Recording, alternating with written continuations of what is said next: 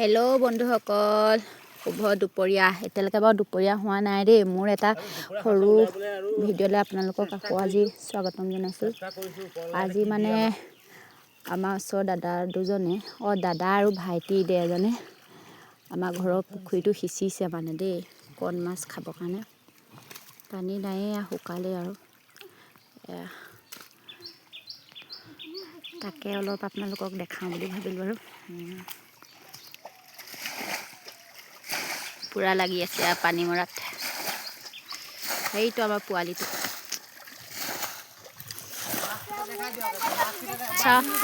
চাওঁ, মাছ এই অলপ ধৰিলে বাৰু। চাওঁ দেখাচোন, পাংগ অলপ দেখাই দে।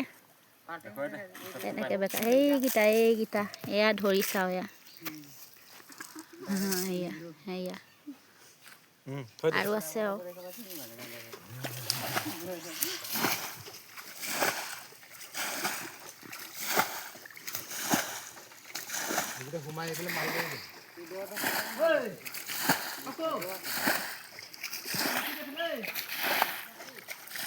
চক পুৰা লাগি আছে।